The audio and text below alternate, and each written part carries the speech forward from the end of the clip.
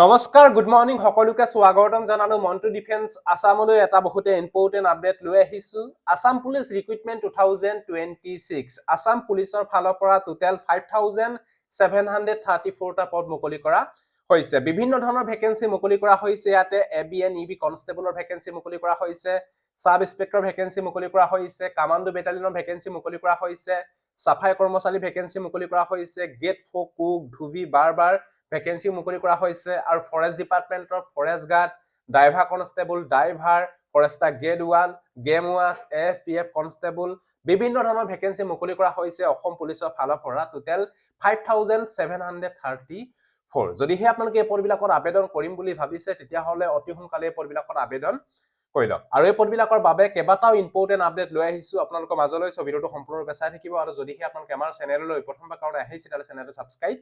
কৰি লব ভিডিওৰ ডেসক্ৰিপচনত অসম পুলিচৰ সকলোবিলাকৰ পদৰ এপ্লাই কৰা লিংক দিয়া আছে যদি আবেদন কৰিব বিচাৰে অতি সোনকালে আপোনালোকে আবেদন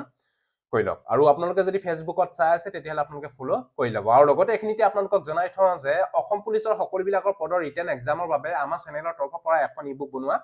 হৈছে যিখন ইবুকত 2014 পৰা 2025 লৈকে হৈ যোৱা এক্সামৰ কোৱেশ্যনছ পেপাৰসমূহ কোৱেশ্যন এনসাৰসমূহ এই ইবুকখনত অসমীয়া আৰু ইংৰাজী মাধ্যমত দেখিবলৈ পাব কমপ্লিট সিলেবাছৰ ওপৰত বনোৱা হৈছে অল সাবজেক্টৰ কোৱেশ্যন এনসাৰ এই ইবুকখনত দেখিবলৈ পাব টোটাল 6000 এমসিকিউ এই ইবুকখনত আপোনালোকে দেখিবলৈ পাব যদিহে আপোনালোকে এই ইবুকখন ল'ব বিচাৰে তেতিয়াহলে ইয়াৰ দাম হৈছে 199 পেমেন্ট কৰি এই নম্বৰত স্ক্ৰিনশ্বট দি দিয়ক লগালগ এই ইবুকখন হোৱাটছআপ যোগেদি আপোনালোকক পিডিএফ আকাৰে দি দিয়া হ'ব যদি আপোনালোকে ল'ব বিচাৰে লৈ ল'ব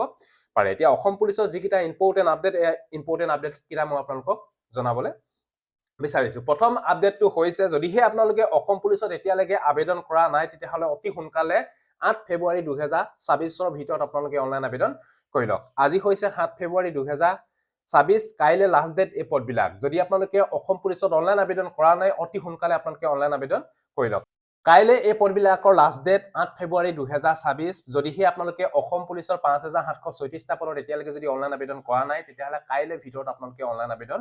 কৰি লওক যিসকল কেণ্ডিডেট হয়তো ভাবি আছে যে 22 ফেব্ৰুৱাৰী 2026 লাষ্ট ডেট তেওঁলোকে ভুল ভাবি আছে কাইলে অসম পুলিচৰ পদবিলাকৰ লাষ্ট ডেট যদি এতিয়ালৈকে কোনো ধৰণৰ এপ্লাই কৰা নাই তেতিয়াহলে অতি সোনকালে কাইলে ভিতৰত আপোনালোকে অনলাইন আবেদন কৰি লওক তাৰপা নেক্সট আপডেটটো হৈছে যদিহে আপোনালোকে অসম পুলিচত অনলাইন আবেদন কৰোতে যদি কিবা ভুল কৰিছিলে যেনে ডেট অফ বাৰ্থ ভুল যদি হৈছে কাষ্ট কেটেগৰী যদি ভুল হৈছে যদি জেন্ডাৰ ভুল হৈছে তেতিয়াহলে এইবিলাক শুধৰণি কৰিব পাৰিব কাইলে ভিতৰত 8 ফেব্ৰুৱাৰী 2026 ৰ ভিতৰত আপোনালোকে এই পদৰ কাৰণে শুধৰণি কৰিব পাৰিব যদি কিছুমান আপোনালোকৰ বাই মিস্টেক হৈছে যেনে আপোনালোকে এপ্লাই কৰোতে আপোনাৰ নামটো যদি ভুল হৈ গৈছে যদি আপোনালোকৰ এমপ্লয়মেন্ট এক্সচেঞ্জ নম্বৰটো যদি আপোনালোকৰ ভুল হৈ গৈছে যদি ডকুমেন্টস আপলোড কৰোতে যদি ৰং ডকুমেন্টস আপলোড হৈ গৈছে তেতিয়াহলে সেইবিলাক আপোনালোকে চেঞ্জ কৰিব পাৰিব 8 তাৰিখৰ পিছতো 8 তাৰিখৰ পিছত আপোনালোকৰ এটা লিংক মুকলি কৰা হ'ব যিটো লিংকত গৈ পিনে আপোনালোকে এডিট বা কাৰেকচন কৰি ল'ব পাৰিব সকলোবিলাক এডিট বা কাৰেকচন কৰিব নোৱাৰে যেনে আপোনালোকৰ date of birth caste category gender এইবিলাক আপোনালোকে হয়তো চেঞ্জ কৰিব নোৱাৰিব হেকাৰণে আপোনালোকে কাইলে ভিতৰত যদি আপোনালোকৰ এইবিলাক প্ৰবলেম হৈ আছে যদি ডেট অফ বাৰ্থ ভুল হৈ আছে যদি আপোনালোকৰ কাষ্ট কেটেগৰী ভুল হৈ আছে যদি জেন্ডাৰ ভুল হৈ আছে তেতিয়াহলে এইবিলাক আপোনালোকে কাইলে ভিতৰত আপোনালোকে শুধৰণি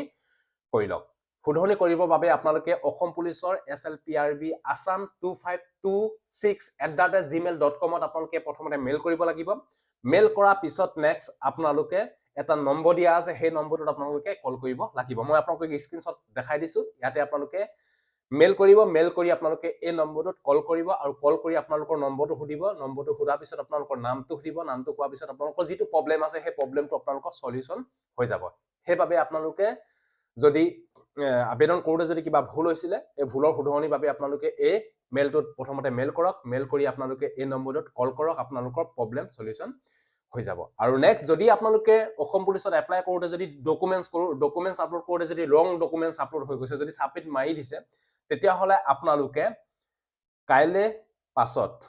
পাছত অসম পুলিচৰ ফালৰ পৰা এখন নটিচ আহিব সেই নটিচখনৰ উল্লেখ থাকিব যে আপোনালোকৰ এডিট কৰাৰ বাবে লিংক মুকলি কৰা হ'ব কোনটো তাৰিখৰ পৰা কোনটো তাৰিখলৈকে লিংক মুকলি কৰা হ'ব তাতে আপোনালোকে ইনফৰমেশন সমূহ আপোনালোকে পাই যাব মানে এডিট এণ্ড কাৰেকচনৰ বাবে কিন্তু এডিট এণ্ড কাৰেকচনৰ সকলো সুবিধা আপোনালোকে নাপায় কিছুমান বাই মিস্টেক সৰু হোৱা ভুলহে আপোনালোকে তাত শুধৰণি কৰিব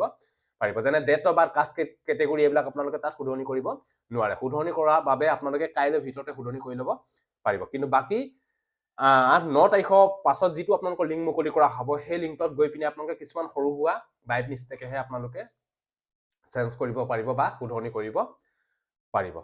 হয়তো 5 দিন টাইম দিয়া হ'ব এডভাৰটাইজমেণ্টত উল্লেখ কৰা মতে 5 দিন টাইম দিয়া কথা উল্লেখ আছে এতিয়া কোনটো তাৰিখে নটিচ আহে বা কোনটো তাৰিখৰ পৰা লিংক মুকলি কৰা হয় ইতিমধ্যে আমি গম পোৱা নাই যিদিনা অসম পুলিচৰ SLPRB অফিচিয়েল সাইটৰ নটিফিকেশন আহিব সেইদিনা আমি গম পাম সো এইটো আছিলে আপোনালোকৰ বাবে এই আপডেট কিটা বহুতে ইম্পৰ্টেন্ট যদি অসম পুলিচত আবেদন কৰোতে যদি কিবা ভুল কৰিছিলে সেই ভুলৰ বাবে অতি সোনকালে শুধৰণি হৈ লওক আৰু যদি আপোনালোকে কোৱালিফিকেশন আপডেট কৰিব বিচাৰে যদি আপোনালোকে গ্ৰেজুৱেচন ক্যান্ডিডেট হয় তেতিয়াহলে গ্ৰেজুৱেচন ক্যান্ডিডেট বিলাকে যদি হাই সেকেন্ডাৰী কৰি থৈছে তেতিয়াহলে আপোনালোকে কোৱালিফিকেশনটো আপোনালোকে আপডেট কৰি লওক যদি আপোনালোকে আপডেট কৰা নাই কাৰণ বহু ক্যান্ডিডেট হয়তো হাই সেকেন্ডাৰী দি পিনে হয়তো এপ্লাই কৰি দিলে এতিয়া তেওঁলোকে হয়তো এসআই এপ্লাই কৰিবলৈ বিচাৰিছে এসআই এপ্লাই কৰিব পৰা নাই সেইবাবে আপোনালোকে যদি কোৱালিফিকেশনো যদি আপোনালোকৰ চেঞ্জ কৰিম বুলি ভাবিছে তেতিয়াহলে আপোনালোকে এই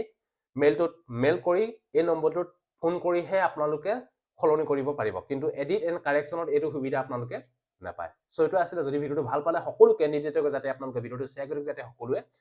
গম পাওক সো আজিলৈ বাই জয় হিন্দ বন্দে মাতৰম জয় অসম ধন্যবাদ